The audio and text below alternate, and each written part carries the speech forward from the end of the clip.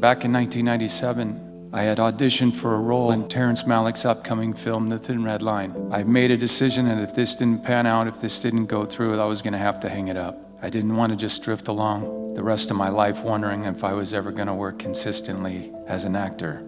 I believe in my heart that the next 10 minutes changed my life forever.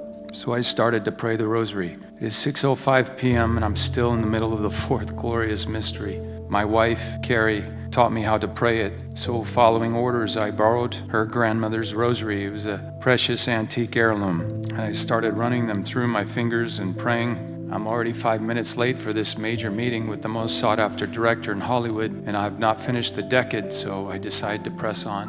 When I finally finished the Hail Holy Queen, it is 6:10 p.m. I jump out of the car, dash up to the house, but I realized I got rosary beads in my hand.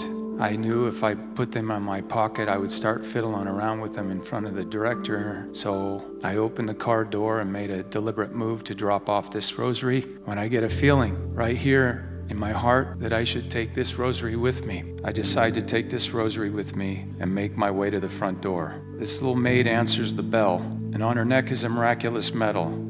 So I say, "Oh, you're a Catholic?" She says, "No, I'm not. I'm Episcopalian. Come on in." So this maid takes me in and she shows me the house. It's a beautiful Spanish hacienda. And as we're admiring the ceiling while the woman is in mid-sentence, I get this sensation in my chest again, but stronger than I had ever experienced. And without thinking, I reach for the rosary in my pocket and I interrupt her and I say, "This is for you, ma'am." She's now startled. She said, "Why did you do that?" Tears are now welling up in her eyes. I said, "I don't know." She says, "Oh my God." She said, "The woman that gave me this miraculous medal, the Virgin Mary, also gave me a rosary that she got from Mother Teresa, but I lost it.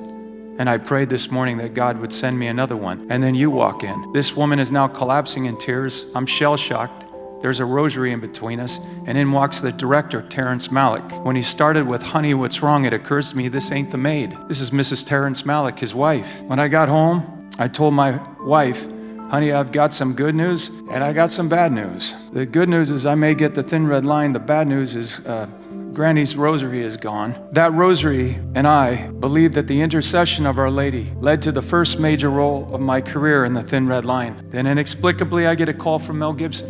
Now, my agent didn't call, my manager didn't call, I didn't know Mel Gibson, I wasn't politicking for the role because nobody knew what was happening. Mel Gibson wants me to play Jesus Christ. He wants the guys with the initials of JC, who just happens to be 33 years of age, to play Jesus Christ. Is that a coincidence?